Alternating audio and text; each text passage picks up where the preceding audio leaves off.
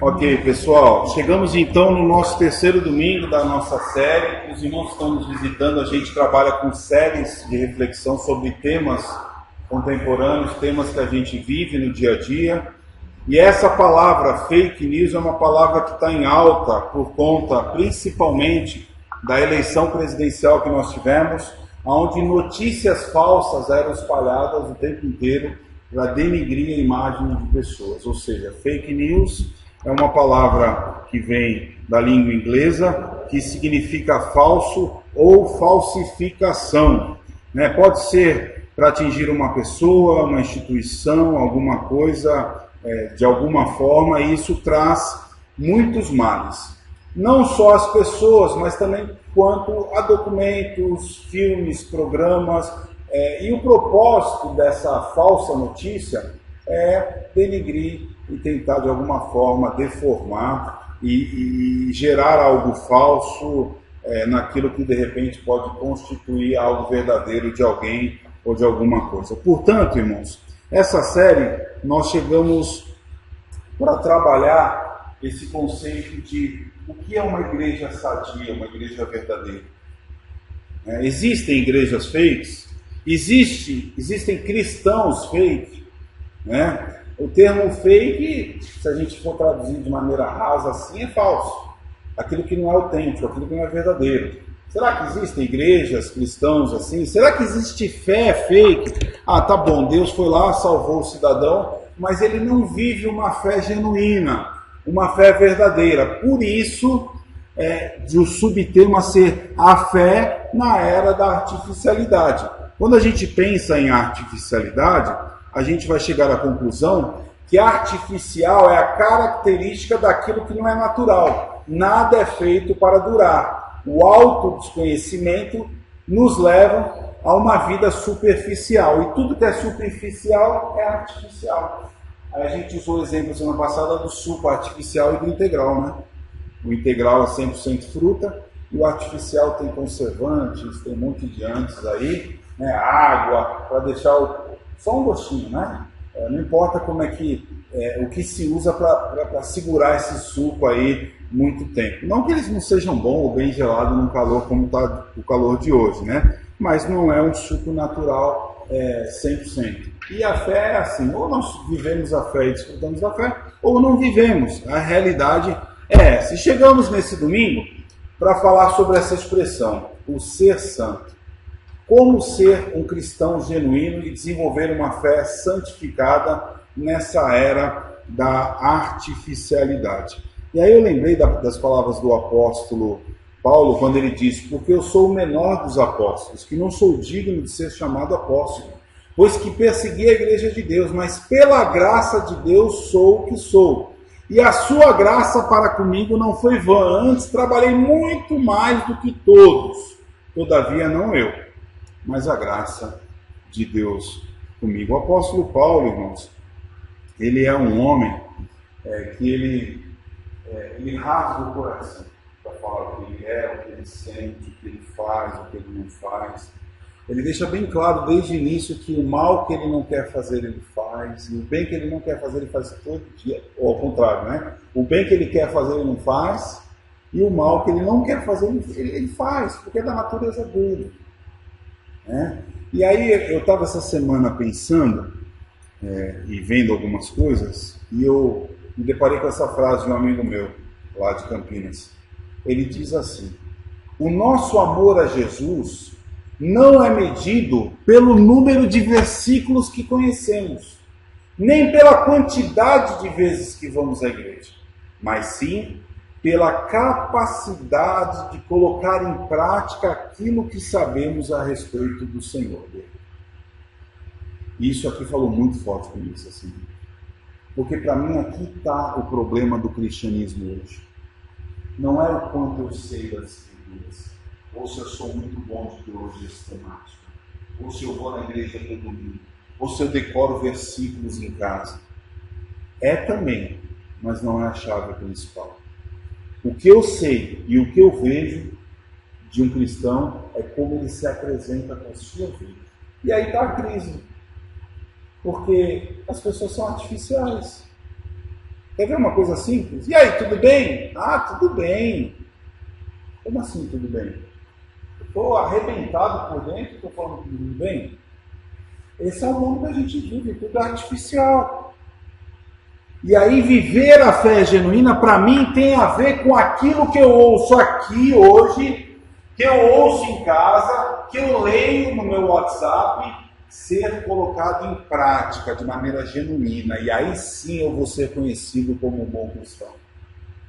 Então eu usei essa frase de efeito para que vocês entendam nessa parte introdutória desse subtópico desse domingo, e está muito ligado com aquilo que nós lemos no início. Aquele que tem os meus mandamentos e os guarda, este é o que me ama. Então, guardar os mandamentos é ouvir, entender e isso gerar prática na minha vida. Então, tá bom. Eu entendo que eu tenho que ser generoso, amoroso, tenho que amar a minha igreja, me envolver com ela. Como é que eu sei que você entendeu verdadeiramente? E que você é um cristão genuíno? Se você vai colocar isso em prática. Não, eu vou me envolver, eu vou ser amoroso, porque eu entendi do Senhor que é assim que vive o cristão. Ou seja, o meu eu fica de lado e o meu ser cristão se coloca a todo vapor na vida, na prática. Irmãos, a vida é assim. Não adianta eu falar para minha esposa, amor, eu te amo, se as minhas atitudes não demonstram isso. Chega, irmãos, de hipocrisia. Nós vivemos na era da hipocrisia. As pessoas falam o que falam e não são nada do que falam. Eu lembro da minha infância, quando meu pai, às vezes, na empresa estava muito ocupado, ele falava assim, olha, se for para mim, fala que eu não estou. Entendeu o telefone, né? Eu me enchi daquilo, porque eu já estava indo à igreja, já estava conhecendo de Deus, e aí uma vez a pessoa ligou e aí ele fez para mim assim, ó. Né? Aí eu falei, olha, ele está mandando dizer que eu não tenho, não está. Ou tipo assim, ele está, mas não está. Eu lembro que eu tomei uma surra em casa, mas daquele dia em diante, o meu relacionamento com meu pai mudou para melhor. Porque eu falei para ele, pai, eu não minto mais. Não minto mais. Ou seja, a fé que eu estava adquirindo, os ensinamentos de Jesus, em prática na minha vida. E aí, queridos, a vida cristã e a comunidade tem tudo a ver com o tempo do seu investimento em projeto, em propósito, naquilo que realmente faz diferença. Quando algo é importante para mim, para você, ou caro demais para nós arrumamos tempo. Não é assim? A gente só investe naquilo que a gente gosta. A gente só investe naquilo que é caro para nós, que a gente ama.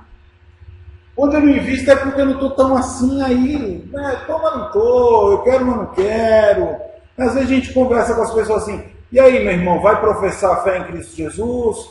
Vamos passar pelo batismo? Pastor, eu não estou preparado, eu não sei se eu quero, se eu não quero. A verdade ou seja, não quer. Porque quem quer faz. É a mesma coisa quando eu namorava com a Dani. Amor, eu não sei se eu gosto tanto de você. Se eu gosto, não gosto. Se eu quero estar com você, se eu não quero. O que você acha que ela faria comigo? Você não sabe? Então vai embora, é só casa. Eu vou amar, eu vou procurar alguém que me ame, verdadeiramente.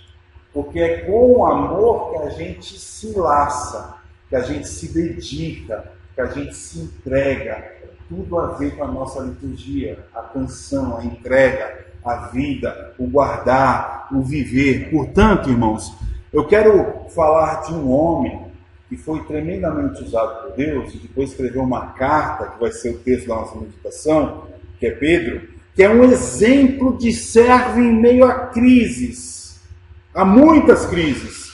Há decepções, há restaurações, provações, perseguições. Demonstrou de uma forma plena a prática do que ele cria.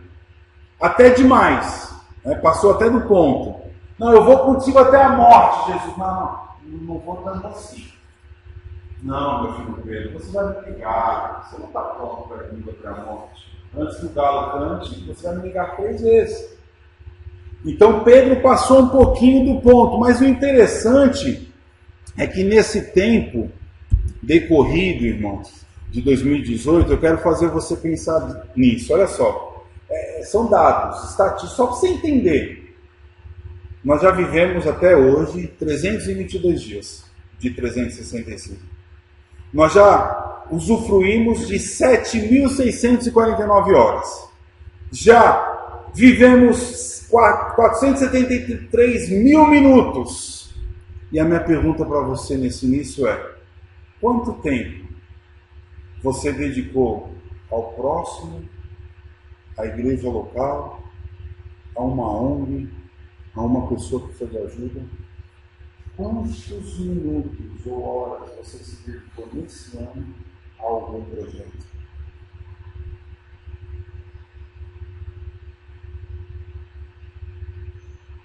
Eu, quando me deparei com esses dados, eu fiquei horrorizado, porque nem eu mesmo me dediquei o que eu poderia me dedicar. Porque a gente está na correria, né, do trabalho, ida, vinda, leva criança, volta criança, escola, e trabalho, conta, e vai, e volta, igreja. Mas a essência do cristianismo, Jesus, ele fala isso quando todo mundo começa a inquirir ele, e o resumo é: ama a Deus com toda a tua força, entendimento, e ama o teu próximo. Como é que você demonstra amor ao próximo? Como é que você demonstra amor ao próximo? Hoje é tão fácil, né, demonstrar amor. Hoje tem Zap, é só clicar no que for. Hoje até dá para pagar, porque às vezes a gente manda algumas coisas que não precisa pagar, né? Mas é assim, a gente pode se envolver com as pessoas. E, irmãos, quando a gente para pensar com dados, é muito sério. Uma das coisas que a gente quer viver muito isso, aqui como igreja, é ser uma igreja acolhedora. E uma igreja acolhedora não é só receber bem aqui o pessoal que chega. Igreja acolhedora tem a ver com isso, com se importar, com ir atrás da pessoa. O que você está precisando? Como é que foi seu... Irmãos, a gente investe tempo naquilo que a gente acredita, naquilo que a gente gosta. Se a gente gosta de gente, a gente investe tempo em gente. Se a gente gosta de celular, aonde nós vamos investir tempo? No celular. A gente só investe tempo naquilo que a gente acredita. Se o próprio Filho de Deus encarnado chega para a multidão e diz: olha, vocês querem saber um resumão, uma palavra forte para vocês? Ame a Deus e ame o próximo. Foi isso que ele fez na sua jornada. Portanto, não nos falta tempo para servir. Não nos falta tempo para servir a Deus. Nos falta disposição. Disposição. A gente teve um exemplo aqui, ó. Nós pintamos a escola. Quase todo mundo se envolveu. Mas teve gente que nem sinalizou. Porque não está afim mesmo. Porque o coração não está na coisa. Porque não se importa quem entra aqui nesse lugar todos os dias para receber ensino, para crescer. A verdade é essa, irmãos. Porque naquilo que a gente acredita, a gente serve, a gente se dispõe. Portanto, Pedro é um exemplo nesse sentido. Por quê? Porque ele vai fazer o povo desenvolver uma fé genuína em meio à artificialidade. Abram comigo o nosso texto base, 1 Pedro, capítulo 1. Nós vamos ler só 2 versículos agora e depois vamos aprofundar nessa perícope aí, nessa parte 9. 1 Pedro, capítulo 1, verso 15 e verso 16. Mas assim como é santo aquele que os chamou, sejam santos vocês também, em tudo que fizerem. Pois está escrito: sejam santos, porque eu sou santo. Pedro, queridos, por que ele é um exemplo? Porque essa igreja que ele está escrevendo eram os irmãos da diáspora, da perseguição. Eles estavam esparramados pela Ásia Menor. Eles estavam esparramados porque ele faz uma carta e fala: olha, agora que vocês foram salvos, permaneçam firmes. Então Pedro vai fazer uma saudação no início da carta, vai dar graças aos irmãos, e aí vai começar a instruir esses irmãos como colocar a fé em prática. Ou seja, vocês já ouviram, vocês já são salvos, mas agora vocês estão em extrema perseguição, vocês estão com medo, porque o Império Romano queria matar os cristãos. Tanto que logo depois Pedro é morto.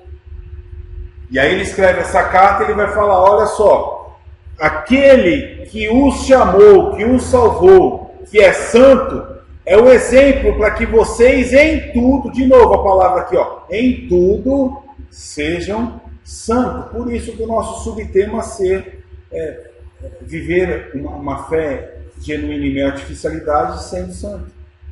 Nós precisamos, queridos. E aqui para vocês entenderem um pouquinho da carta, do contexto dela, Pedro nos convida a colocar em prática o que temos ouvido e aprendido através de uma vida de santidade. Irmãos, vida de santidade não é vestir uma roupa bonitinha, né?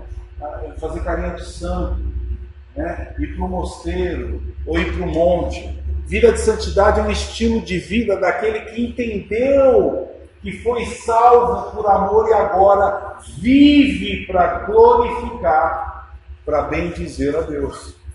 Essa é a ideia, nós vamos ver isso. Então Pedro faz a saudação, Pedro vai falar sobre a garantia dessa salvação, no capítulo 1, a partir do verso 3 a 12, e aí a partir do verso 13, quais são as implicações dessa salvação, que é o que nós vamos estudar hoje.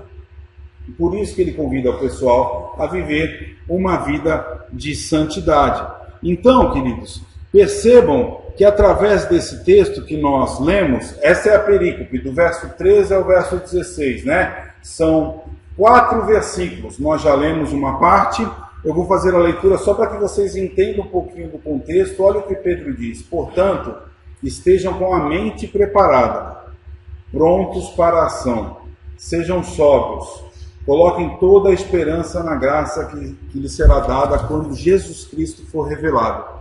Como filhos obedientes, não se amoldem pelos maus desejos de outrora, quando viviam na ignorância. Mas assim como é santo aquele que os chamou, sejam santos vocês também em tudo que fizerem. Pois está escrito, sejam santos como eu sou santo. Então, queridos, é muito legal a gente entender que Pedro já fala direto com o povo. Vocês foram redimidos, vocês foram regenerados, e agora vocês vivem espalhados pela Ásia Menor, vocês estão sendo perseguidos. Então eu estou escrevendo isso para que vocês se sintam encorajados, motivados a continuar. E aí nós vamos entender por que dessa parte aqui, irmãos. Olha só, vocês precisam, em meio à perseguição, a dores, a incerteza, vocês precisam estar com a mente preparada. Irmãos, hoje, o grande desafio da humanidade é estar com isso aqui, centrado. A nossa guerra é na mente. A nossa guerra é você conseguir se equilibrar emocionalmente para viver a vida. Por isso que as pessoas estão em depressão, por isso que as pessoas nunca houve um índice tão alto de suicídio, né? Por quê? Porque as pessoas elas estão vazias, elas não estão conseguindo lidar com a mente, com as emoções, com o coração. E aí Pedro diz de cara, fala, olha, vocês precisam estar com a mente preparada, prontos para quê? Para agirem. E aí está essa questão da fé na prática. Porque Pedro sabia que eles já tinham se alimentado dos escritos. Eles precisavam só agora, tudo aquilo que eles haviam aprendido da palavra de Deus, colocar então em prática. E aí, queridos, nos traz a primeira lição dessa manhã.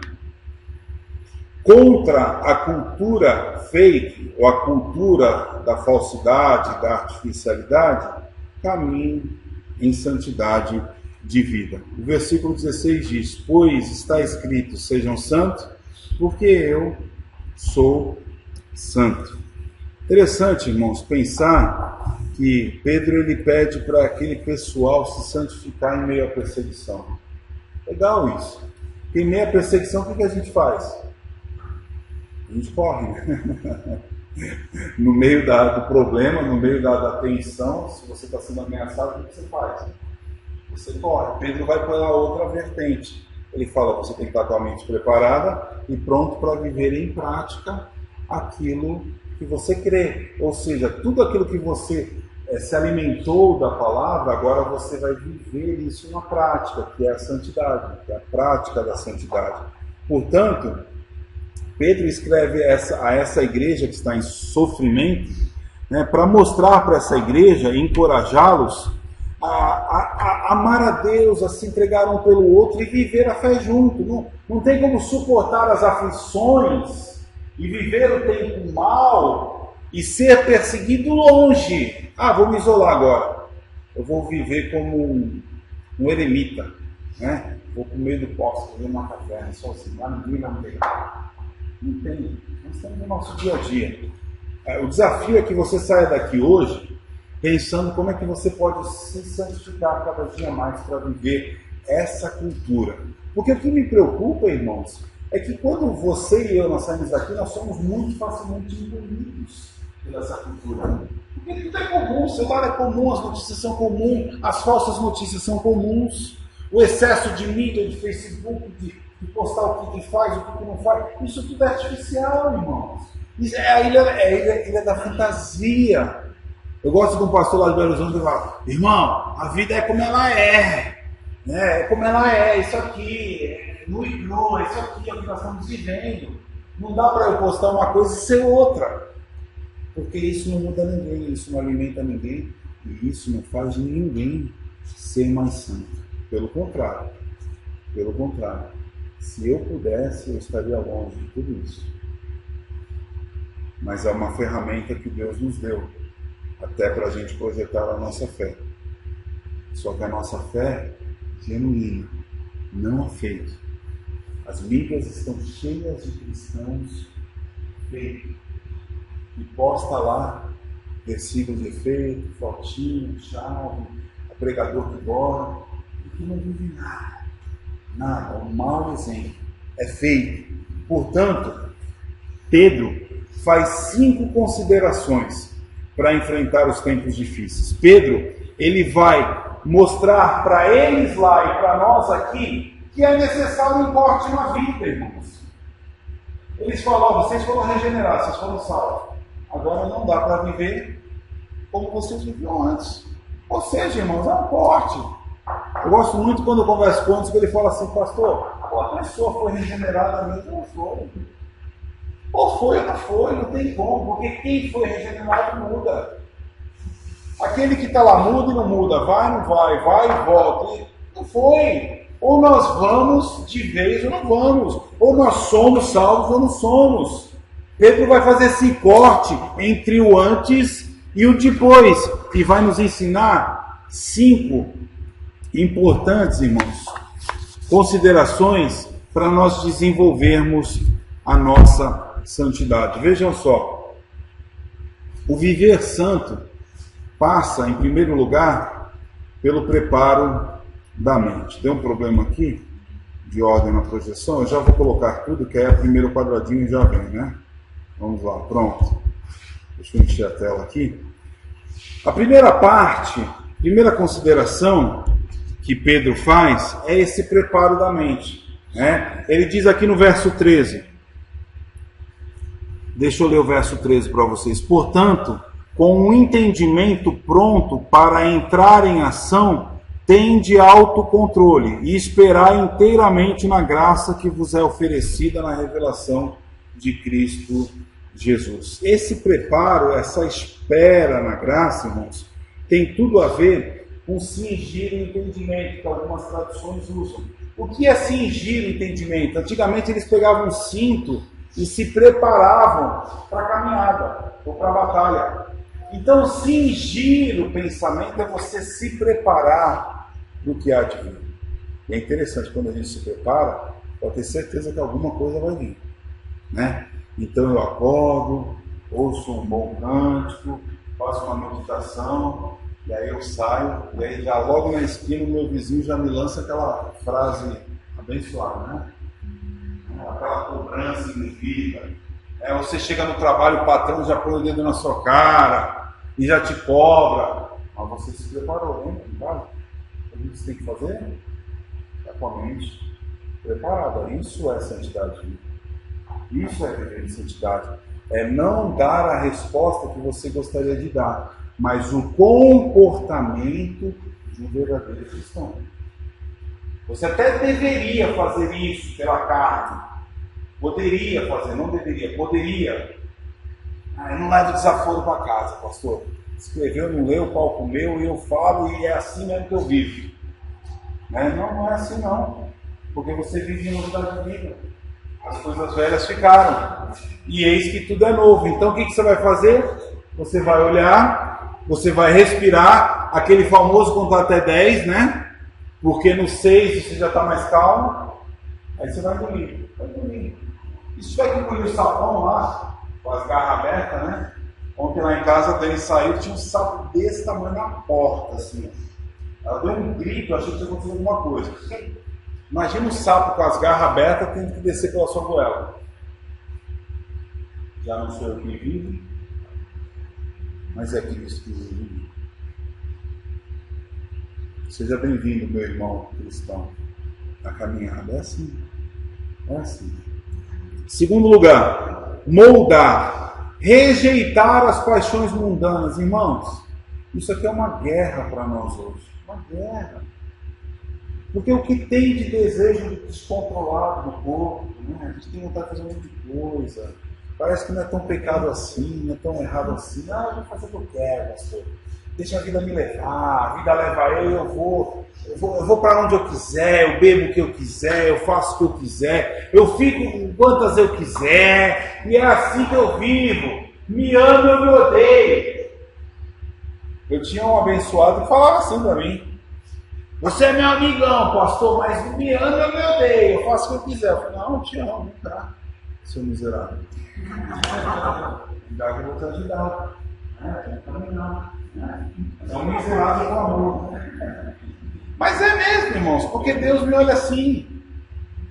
Quando eu vejo as minhas atitudes diante de Deus, eu sou miserável. Mas o meu Pai de amor me aceita, e me perdoa, e me incentiva a prosseguir. E eu quero que meu irmão mude assim, ó. Eu não tenho paciência com ele. Não é assim? Ai, minha esposa não muda. Ai, meu marido faz um cavalo dentro de casa. Meu marido é um cavalão. Um cavalão que eu amo.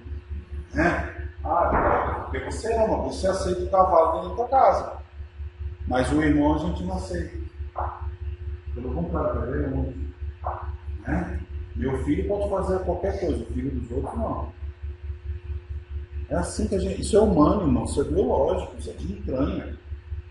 Eu tenho mais facilidade de chamar a atenção do filho dos outros do que dos meus.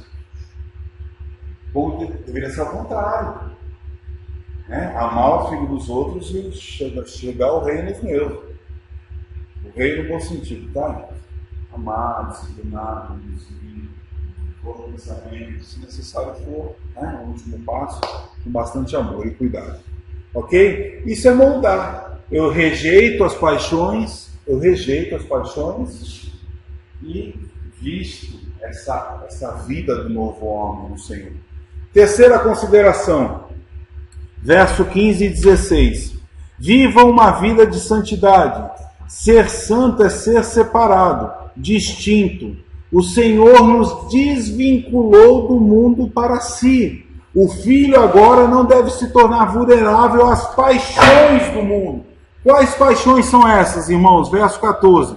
Como filhos obedientes, não vos amoldeis aos desejos descontrolados que tinham no passado na vossa ignorância. Mas sede vós também santos em vosso procedimento, como é santo aquele que te chamou. Ou seja, esse desenvolver a caminhada é essa ideia de se separar, se desvincular. Essa ideia. É entender a sua fraqueza e lidar com ela. Uma vez eu conheci um cara que ele falava assim: pastor, eu sou mentiroso e mentira. Eu adoro mentir. Eu me sinto bem nisso. Não. Sabe quando eu fui visitar esse rapaz na segunda vez? Na casa de recuperação. Primeira casa de recuperação que eu conheci na cidade de Curitiba. Internava usuários de droga, de álcool e agora de mentira. Eu conheci 3 rapazes lá, 2 rapazes me ensinou. Estavam internados lá para lidar com essa questão da mentira. Aquela famosa expressão, mente que me sente. Mas ele falava mentindo, se bem mentindo. Como alguns se sentem bem na pornografia, como alguns se sentem bem traindo a mulher. A ideia desse ponto aqui é esse desenvolvimento de você se separar daquilo que não é lícito aos olhos de Deus, né? E se desvencilhar de alguma forma, né? Ou você acha que uma mulher bonita chega perto de você, ou aos homens, né? Como é que vocês, homens, enxergam o diabo? O diabo é uma mulherona bonitona, que vem cheia de gracejo. Ou você acha que uma mulher feia, mal acabada, né, vai chegar e vai falar, olha, eu sou enviada do diabo, vim aqui te dar um abraço. Não é assim não, irmãos. São ações sutis. É um sorrisinho, uma olhada, né? É onde você é vulnerável. Irmãos, eu vou compartilhar um negócio aqui com vocês. Nem deveria, mas eu vou para vocês entenderem como o nosso mundo é mau. Eu cuidei de um rapaz, no meu primeiro ministério, casado, com 2 filhas. E quando eu descobri a fraqueza dele, na verdade ele veio pedir ajuda, desesperado, porque olha como é que ele agia. Ele era da igreja, ele fazia assim, pastor, minha carne é tão fraca, eu fico só de olho nas irmãs da igreja, e aquelas que eu vejo que não tem um bom casamento, que está fraca, que não vive bem, eu invisto. Irmãos, casado, com 2 filhas, ninguém em cima a irmã do próximo. Isso é doença. Nós diagnosticamos a doença mental. Nós tratamos junto com o profissional. Não é só o diabo. É o diabo também. Mas é o mecanismo do quê? Da mente. É um desejo descontrolado. A Bíblia aqui, o termo é desejo descontrolado. É algo que te faz perder a estribeira. A Bíblia não fala de glutonaria? Eu vou levar você lá para minha casa para a gente fazer um churrasquinho, tá bom? E a hora que eu cortar a picanha, eu vou falar assim, ó, é só 100 gramas, tá bom? É só 100 gramas. É o corpo, né? Irmãos, a gente não quer comer 100 gramas, a gente quer comer 200, quer fazer aquele prato lá, né? 1 quilo de macarrão, né?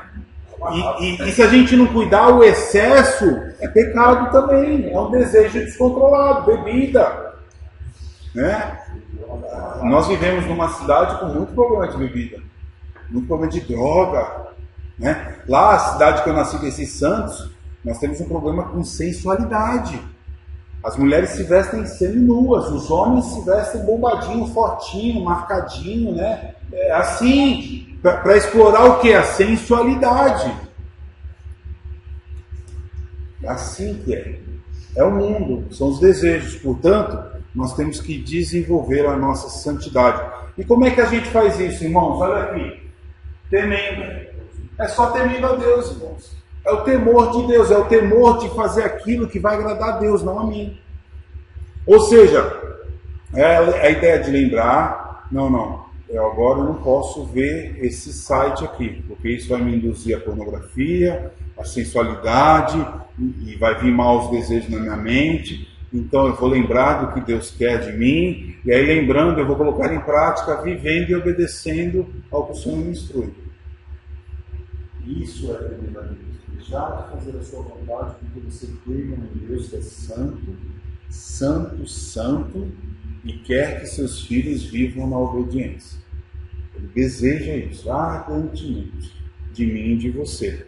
E a nossa luta é essa, a vida de santidade é essa, deixar os nossos desejos. Irmão, nós vamos sair daqui, nós vamos ter problema, né? Ou aqui mesmo, os maus pensamentos, os maus desejos vêm o tempo todo. Nós vamos ter que lidar com isso o tempo todo. Para quê? Quinta consideração, honrar. ou seja, viver de acordo, ou viver o propósito pelo qual. Verso 18 ao verso de número 21, acompanhem comigo aí dessa perícope. Sabendo que não foi por coisas perecíveis, como prata ou ouro, que fosse resgatados, da vossa maneira fútil de viver, recebida por tradição dos vossos pais, mas fostes resgatados pelo precioso sangue, como de um cordeiro sem defeito e sem mancha, o sangue de Cristo. Verso 20. Conhecido já antes da fundação do mundo, mas manifesto no fim dos tempos em vosso favor. Verso 21. Por isso, por intermédio dele, credes em Deus, que o ressuscitou dentre os mortos e lhe deu glória, de modo que vossa fé e esperança estejam em Deus. Ou seja, quando ele usa essas figuras de linguagem aqui, do tempo presente e futuro, é para mostrar que eu e você temos um propósito pelo qual nós vivemos. Nós não vivemos só para viver, nós temos um propósito. A nossa existência tem um sentido aqui. E quando as pessoas não conhecem sentido, elas se suicidam, porque não tem sentido a vida para elas. Qualquer frustração, qualquer problema, não quero mais. Não quero mais. Eu estou vendo o Arthur aqui, o Arthur, essa geraçãozinha do Arthur, você, crianças que vão crescer com baixa tolerância à frustração. O que é baixa tolerância à frustração? Não vai poder falar não, Arthur. Não vai brigar, você pode ter, por quê? Porque as nossas crianças não sabem ouvir não. Nós não sabemos ouvir não. Nós não queremos, eu faço o que eu quero. Eu sou dono do meu nariz. Nós vamos viver cada vez problema maior com isso, essa questão da autoridade, entender que Deus coloca a autoridade dos pais na vida dos filhos, dos líderes na vida do rebanho, e assim vai, irmãos. E aí, nós vamos para a segunda parte da nossa reflexão. Contra a cultura fake, ame sem fronteiras. Eu gosto demais de falar desse tema, porque amor é algo que vai mexer com as nossas entranhas, né? Porque a gente nunca está disposto a amar sempre, né? E amar é abrir mão. Amar é abrir mão. O Guil me liga e fala, pastor, vamos em tal lugar? E eu estou lá dentro, tá bom. Ô Guil, vamos. Vamos, vem aí. Eu não quero, mas eu vou. Meu camarada, ele vai ficar em casa, descansando, deitado, fazendo o que eu estou fazendo. Isso é demonstração, meu. Isso é demonstração. Como é que eu amo a Deus? Domingão, feriado, sair de casa para ir para a escola, como pastor falar. Por que você vem aqui na igreja? Sabe por que você vem aqui? Porque você ama a Deus. E você quer ter um tempo com Ele, ouvindo a voz dele, cantando para Ele, e tendo com o outro próximo. Amor. Tudo na nossa vida. Porque senão a gente não levanta, não sai de casa, não tem jeito. Eu e você somos iguais, temos o mesmo DNA de Adão, né? Gênesis 3, Adão e Eva, somos pecadores. Precisamos enlouquecidamente da graça de Deus o tempo todo. Então Pedro agora vai desvendar os olhos da igreja, lá dos irmãos, e vai tocar no ponto nevrálgico ali. Porque amor é amor quando é de verdade. Ele fala aqui no verso 22, visando ao amor fraternal e sincero. Amem sinceramente uns aos outros e de todo o coração. Olha o texto aqui, a partir do verso 22. Amem sinceramente uns aos outros e de todo o coração, pois vocês foram regenerados, não de uma semente perecível, mas imperecível por meio da palavra de Deus, viva e permanente, pois toda a humanidade é como a relva, e toda a sua glória como a flor da relva. O que é a relva? O que acontece com a relva? A relva murcha, cai, e sua flor, mas a palavra do Senhor permanece para sempre. Essa é a palavra que lhes foi anunciada. Lembrem do contexto? Vocês que estão dispersos aí, estão esparramados pela Ásia, foi anunciada a palavra de vocês foram regenerados, agora vocês vivam. Vivam em amor. É a palavra de Pedro, do Pedrão, Pedro Fortão, né? Ou seja, irmãos, Pedro vai elaborar aqui, e aqui é bem legal da gente entender, alguns contrastes para viver esse amor sem fronteiras, né? Discernindo o tempo. O primeiro deles é o amor sincero, é o amor sem fingimento. Tão difícil esse amor, né? É o amor... Eu dou risada porque é um amor de verdade, não é um amor da boca para fora. Vem aqui, meu irmão, que eu te amo. Vontade de te matar, vem cá. É o amor... Sabe o que significa sincero? Sem cera. Antigamente, os carpinteiros pegavam a madeira, preparavam e faziam rápido para ganhar dinheiro e esperavam a madeira secar. E aí fazia com a madeira verde a porta. Aí chumbava a porta lá, né? E depois de um tempo a madeira fazia o quê? Abria. A madeira começava a abrir. Ô carpinteiro, que madeira foi essa que você vendeu para mim? Vou levar você para o Procon. Não leva não, peraí que eu vou ter um negocinho aqui. Aí ia lá, fazia um... Eu sei que meu avô era carpinteiro, eu vi muitas vezes. Fazia uma massa de porcelana, com cola, o verniz, ia lá na rachadura. Lembram do muro aqui? Uma massa, uma esponjinha com água, para depois pintar. Ou seja, ser sincero é sem brecha, sem racha, nada repaginado. A famosa realidade. Como alguns faziam antigamente, o motor do carro estava abrindo, o cara ia lá e enfiava uma banana no motor do óleo, para engrossar o óleo e não fazer barulho. Meu pai trabalhou com isso a vida inteira. Eu lembro do mecânico chamando meu pai, falando: seu Nelson, vem ver o que eu achei aqui. Na hora que eles abriram o motor, eles abriram o motor, não escorria óleo. Né? Sabe como é que eles tiraram o óleo no motor? Igual o leite condensado assim, com colher. Ainda tinha pedaço de banana no motor. Travou, não anda. Ser sincero é ser sem, é o que a gente é. Ou vida boa, o pastor Jeremias fala, né? A vida é como ela é. A verdade é essa, ou seja, nós temos que... É o que somos, ou seja, sem fingimento, sem falsidade. Pastor, fazer aquela coisa pro forma, né? Não, fazer isso aí mesmo, tá bom. Ser transparente, ser honesto, ainda que seja estranho. Porque você ser transparente e honesto, não mal educado. Ser transparente e honesto vai causar um desconforto, mas você vai ganhar a confiança da pessoa. Porque não, aquela pessoa fala a verdade. E hoje nós vivemos num mundo que artificial, onde a gente tem que demonstrar uma fé genuína. A verdade é essa. Segundo contraste, ele vai falar assim, olha, verso 22. Assim, já que tendes a vossa vida purificada pela obediência à verdade, que leva ao amor fraternal não fingido, amai-vos uns aos outros de... No meu aqui está de todo o coração. É de todo aí, irmãos? Todo, né? Por inteiro, ardentemente, né? Olha que expressão forte. Ardentemente e de todo o coração. Ou seja, ele diz antes que é um amor sem fingimento. Sem fingimento. Quer ver uma mulher brava? É o namorado, o noivo ou o marido fingir que ama. A mulher fica brava. Não façam isso, hein, gente? Viu, Ivan? Quando você namorar, namore pra valer, hein, mano? Pra casar. Pra casar. Mas sem fingimento.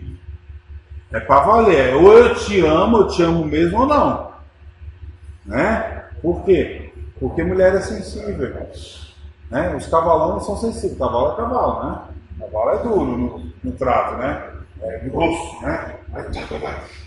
Mulher é sensível, olha, eu sinto assim, eu faço assim, né? A mim, às vezes, eu sou meio cavalão, né? Eu nasci falando dela, né? Tem meu pecado. Ela assim, fala, né? Ela falou, na hora que ela fala, eu falo, puxa, eu desculpa. O bem que eu quero eu não faço, o mal que eu não quero. A gente tem jeito. Mas o bom esses dias eu dei uma resposta torta, a minha filha falou, ai pai, Que indelicado. Né? Eu falei, filha, você ouviu, né? Senhor, perdão, mamãe, perdoa. Filha, perdoa, papai. Papai erra também. Papai também erra. Como você também erra. Né? Essa coisa de coração. E de todo, né, irmãos? Ardentemente, sem hipocrisia, profundo, entendo. Eu gosto muito dessa palavra de todo, por inteiro. Porque não é só uma parte, é todo. Nós precisamos entender isso. E o último contraste, mutuamente. E aqui é um desafio para o nosso tempo individualista, né? Porque no nosso tempo individualista, eu tenho a minha individualidade, você tem a sua. Eu não quero que você invada a minha e eu não vou invadir a sua. Tá feito? Assim, o trato é esse. Eu quero o meu celular, eu não quero que você invada o meu celular. E o celular é meu e o seu é seu. É iPhone, meu. iPod, iTunes, iPad, iFamily, Então o mundo individualista é esse. E aí como é que você exercita esse amor, né, sem fronteiras mutuamente? E aqui tem duas expressões, prestem atenção, ó. O amor genuíno é o amor outro-centrado, é o amor para o outro. O amor genuíno não é o amor autocentrado. Não, eu me amo. Olha como é que eu estou. Não estou bonitão? Estou ou não estou, Ivan? Fala aí. Estou ou não estou? É porque... Não, eu estou fazendo esse jogo por quê? Porque eu já sei que eu estou, ou eu acho que eu estou, e eu quero me afirmar na palavra dele. Pergunta para Dani. Agora, o que seria certo? Não importa o que ele pensa. O que importa é que é o meu irmão em Cristo, eu o amo. Se eu estou bonito ou se eu não estou, o que importa é que ele está aqui comigo, eu vou investir tempo nele, amizade, caminhada. Pode, irmão, as coisas não importam. Importam. A minha esposa não acredita, eu falo para ela, olha só, ela não acredita. Eu falo para ela, amor, eu te amo magrinha, gordinha, de cabelo, sem cabelo. Eu te amo de qualquer jeito. Não sei não, hein? Mas mais bonita você também. Eu não tô bem bonita, não feia. Não tem problema. Irmãs, por incrível que pareça, eu falo isso para as mulheres não acreditam. Homem que é homem mesmo, de verdade. Ele gosta da mulher. Ele não gosta, ele não está importando se tem cabelo, se é magro, se não é. Homem que é homem.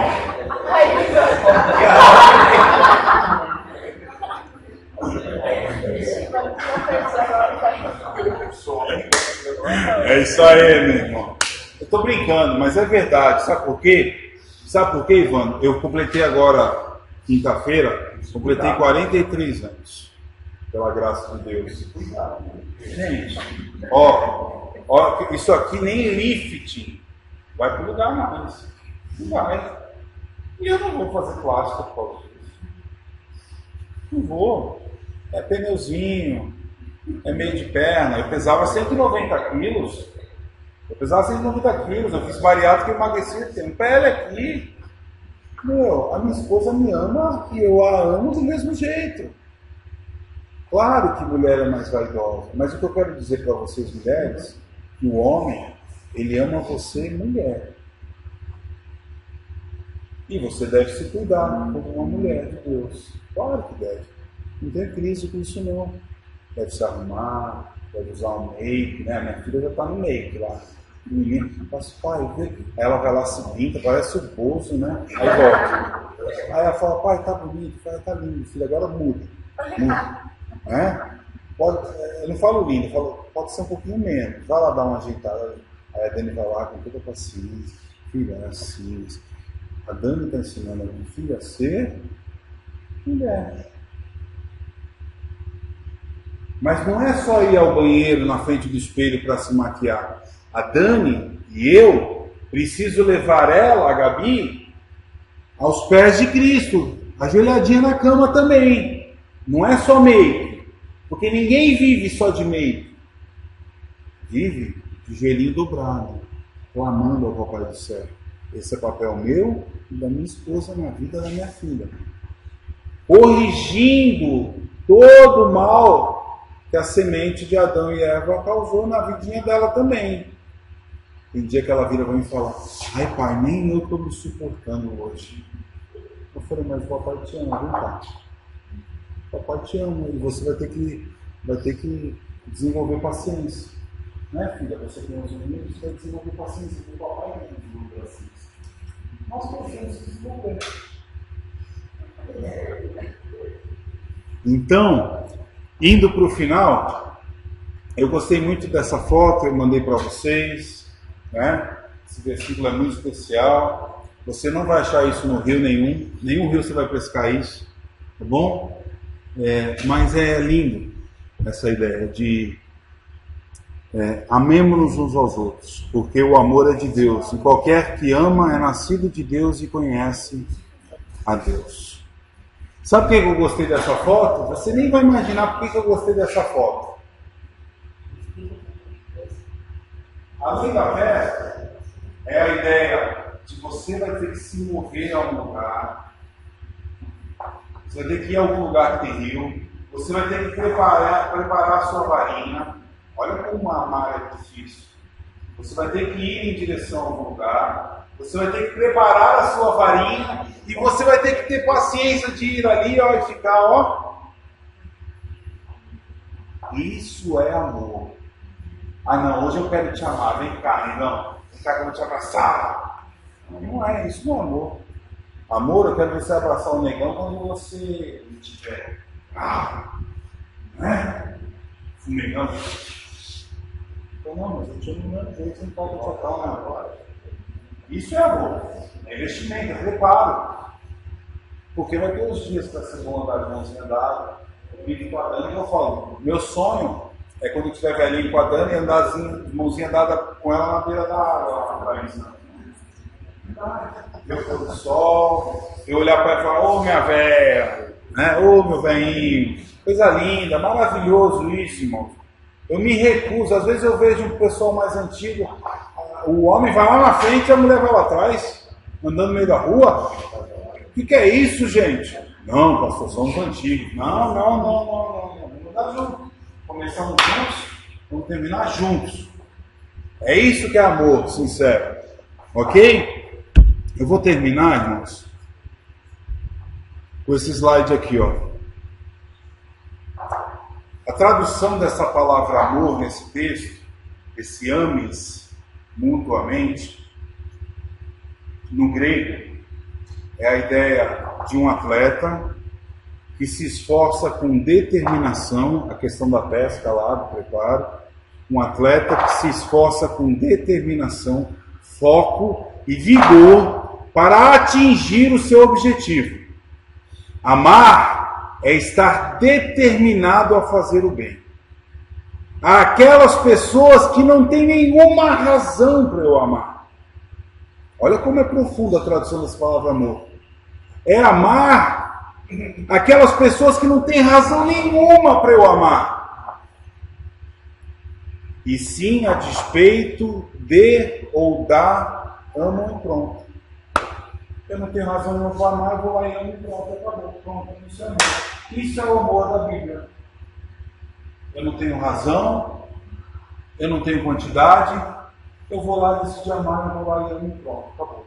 É isso, amor. Isso é o amor da palavra, isso é o preparo, é o amor do atleta. Que o Senhor nos ajude, que o Senhor nos dê graça, irmãos. Que o Senhor enche o nosso coração de amor e de generosidade. Nada do que nós façamos ou investamos do nosso tempo, da nossa família e dos nossos recursos é para nós, irmãos. Nada nós. Santa ignorância isso, achar que as coisas são nossas. São ou não são. É por um tempo. Tudo é de Deus. Deus só nos dá para que a gente administre da melhor maneira, mas nem sempre administramos da melhor maneira. O nosso tempo, os nossos recursos e a nossa família. Isso me enche de temor, porque não administrar bem minha família é saber que lá na frente vai vir problema. Não administrar bem os meus recursos é saber que lá na frente vai vir problema. E não administrar bem o meu tempo é depois lá na frente falar: se eu tivesse tempo. Que o Senhor nos ajude. Vamos estar em pé, vamos orar? Senhor, nós te damos graças, Pai, nessa manhã, pela oportunidade de refletir na Tua palavra. Que desafio é, Pai, viver nesse mundo fake. Que o Senhor nos ajude a viver uma vida santa e amar o nosso próximo, um amor sem fronteiras. Nos dê graça, Pai, nos auxilie. E nos dê uma semana abençoada. Que possamos voltar aqui no próximo domingo, cheios de testemunho bom, de como foi bom colocar em prática tudo isso que nós ouvimos nessa manhã. Nos agracie, Senhor, e nos livre do mal. Que o grande amor de Deus, queridos, a graça de Jesus Cristo, nosso Salvador, e o poder sobrenatural do Espírito Santo do Senhor repouse sobre nós, desde agora e para todos sempre. Amém. Amém. Dá um abraço na pessoa que está ao seu lado e até domingão, se Deus assim nos permitir. Deus abençoe.